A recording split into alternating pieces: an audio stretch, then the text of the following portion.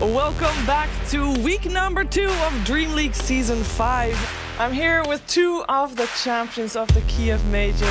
Welcome, Sheever. Thank you. I'm looking very much forward to the finals, just like everybody here, I would assume. Over the last 4 years, Jorien van der Heijden, better known to her fans as Sheever, has built a reputation as one of Dota's preeminent commentators. I'm dominating the panel here. As one of the few women in the scene, she worked hard to win over fans with her deep knowledge of the game, relatable personality, and sense of humor. But last year, it was in her life outside of the game that she faced her biggest challenge yet.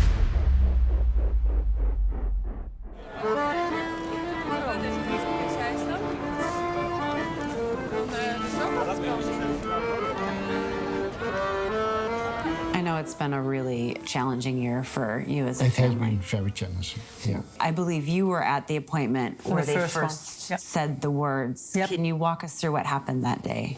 We were in this very small office, and then the doctor came in and he sat down. And he did beat about the bush. He said, "You have breast cancer."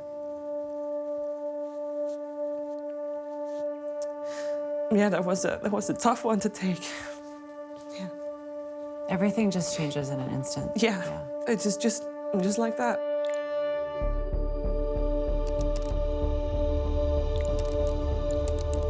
When I told people, I was still sitting with the doctor, and he had to sometimes go out because obviously a lot needs to be arranged in terms of which doctors I'm gonna talk to and when and what and stuff. So, on hindsight, I think that's a tactic so that he gives us some time to just, breathe and think about it and let it actually sink in. And that's when I WhatsApped Owen and my friends and family. I called her, I asked her what I could possibly do, but she didn't know either because it's just, stuff, a diagnosis just gets sprung on you and you're like... It took me a couple of days, obviously, to accept it more myself. Actually, my first reaction was to not go public at all. It's like, well, cancer, nobody talks about cancer ever. When she got the diagnosis, she was already very concerned with her fans. And she didn't know exactly if she wanted to tell. I know, I was always one that's very difficult to accept help. And that's actually a big thing, because I'm doing everything by myself. I lived by myself before. I don't need anybody else to help me out with that. And of course, myself and my other sister, we were like, the more support, the better. I actually had a conversation about it with my older sister. She said, you've allowed people to be there for you when you were having good times and when you were on your best. Why not allow them to also be there for you when you're at your worst and when you're heading for bad times? And that was actually the reason that I decided, well, that's kind of true. The whole Dota community rallied around her. The outpouring of support was enormous when she got all those letters and just the care packages. It was just great because it was so much more than we could have given her, Yeah, and she deserved that.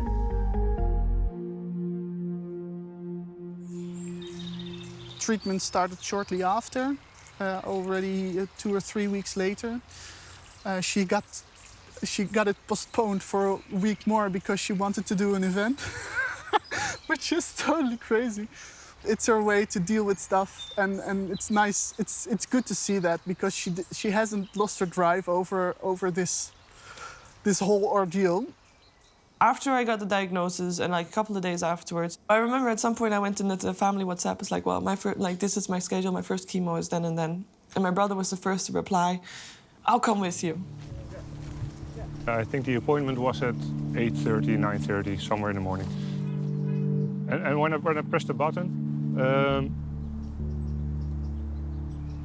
beforehand, it was just something theoretical that was about to happen, but nothing concrete.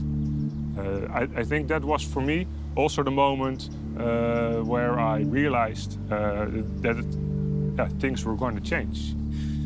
I remember my brother coming into the door, and I don't know, I just broke because, yeah, it was just a friendly face at a time where I didn't really have I didn't feel like I had anything to look forward to. We didn't say anything to each other when she opened. She teared up, I teared up, we held each other. There's so little you can do as a family. That being there is basically it. You know, my brother is not a very emotional person, or at least not emotional, open person. He was, I don't know, always the strong brother type of thing. So seeing him then made me break down and just cry a little bit before we walked on. We were a little bit late because of it, but the nurses were fine with that. Goedenavond. Hello. What made the first chemo very difficult was basically, you know that from that point onward, you're going to be sick, and not because of the cancer, but because of the chemo. They used to say you have to stay in bed all day, you can't do anything. But nowadays, doctors say go for walks. So when I would take care of her after chemo, we would go walk in the park about 3 times a day. And the walking would actually help her feel less nauseated. So it was a great relief, I think. Het zou mooi zijn als er nou even wat beesten langskwamen. Now, eh? Dutch people are very sober. We don't say I love you every day, or even every week, or even every year. We're very non-emotional, I guess. You don't really talk about things very often, or at least you wouldn't generally. We started walking for the physical part of it. And and one thing led to another. And we talked about everything. Ja. En wellicht zelfs makkelijker, omdat je niet naar elkaar kijkt. Nee, dat klopt. Ja. Ach, deze omgeving leent zich er ook wel voor, toch? Ja. Ik bedoel, je leeft meer mee met de ander. Ja. En dat is denk ik wel wat het doet. Ja, dat is op zich dat is mooi dat dat kan. Ja, vind ik ook. Ja. We see each other more often. We talk more. We let each other know more about what's going on in our lives. My family is definitely, we're closer than what we were before. Hey, Mark! Hallo. Hallo. Ik had wel zin in wat hartigs. It's nice to talk English for Owen's sake. That is, No, speak Dutch. Speak Dutch. It's better. Because then when the video goes out and it has translations, everyone's like, oh, Owen understands the Dutch. You know, but keep speaking Dutch. How has the relationship with Owen been a support for her and for your family? so meaningful. Oh, that we are in the shadow of what Owen means for her. Of course, she has her ups and downs. And he is always there when she's down. How did the walks to the hospital, how did you deal with that? Oh, it's so challenging. Having to walk. Oh, come on, be serious. All my life, I've been... I like to sit on my chair and play PC games. Going outdoors was traumatic. Oh, Owen has been a lifesaver. Imagine having cancer and then having someone there to just help you with everything, help you emotionally, just be there for you. That's Owen. were you never worried?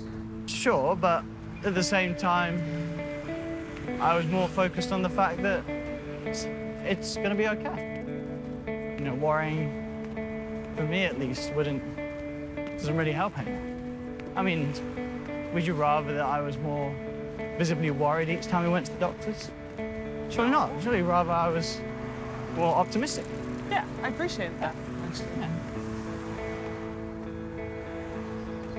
You know, it's a horrible situation to be in, but it's not going to stop you doing everything that you want to do. And somehow you were sort of able to make sure that didn't sort of put a dent in your attitude to working, to life, and just making sure that you were still able to get to where you wanted to be, where you dreamed to be. So, you know, I'm really proud of you. Thank you. Silly Billy. You're lucky to have each other. We know. Even though she makes it look incredibly easy, there are definitely a lot of parts of going through something like cancer that are really not easy at all, and you can't underestimate like how bad some of the periods have been for her, and just how well she's taken it as a trooper.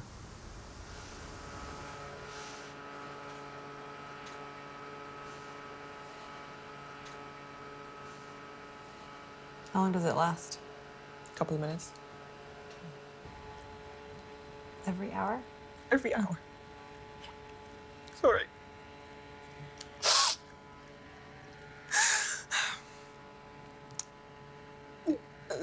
You know, I don't notice the whole situation anymore. Obviously, my hair sucks. I'm more chubby than what I used to be, but that's all fine. But the hot flashes, they just remind me every hour that I'm not healthy.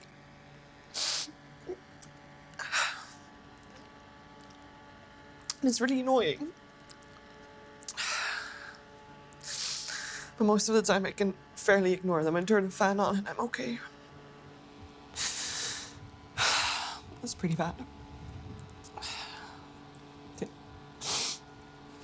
But yeah. I'm fine now. Oh my God, I'm so sorry. That's okay. It's like you're just trying to like get through the day and be normal and... Yeah, it's kind of... It's setting me back every time a little bit. Want ik denk dat op dit moment is de grootste strijd gewoon mentaal. Ja, dat klopt. Elk pijnscheutje wat ik voel, denk ik van oh. Ja. Nou ja, en ik ben eigenlijk bang dat eigenlijk nooit weggaat. Ook niet na 5 jaar, als je begrijpt wat ik bedoel. Nou, dat is geen goed vooruitzicht. Nou ja, het punt is, de percentages worden steeds lager. Ja. Maar het gaat niet naar 0. Nee. En vandaar dat je, denk ik, dat maakt zo'n ziekte zo lastig. Want ik bedoel, als je je been breekt, is het ook niet leuk. Nee. Maar op een gegeven moment is dat klaar, dan kan je weer gewoon lopen. Kun je verder, ja. Maar dit soort dingen, dat heb je 1 keer gehad. En misschien komt het nooit meer terug, daar hoop je op. Ja. Maar zeg maar de schrikmomenten, ja, die zullen eigenlijk wel blijven. Er zijn opvliegers extra vervelend, want die brengen het elke keer weer terug. Ja, dat is zo. Die zorgen ervoor dat ik niet in post kan gaan zonder eraan te denken. Nee, daarom. Dus dat maakt het extra lastig. Ja. Ja, inderdaad. Net zoals we aan het begin zeiden, one step at a time.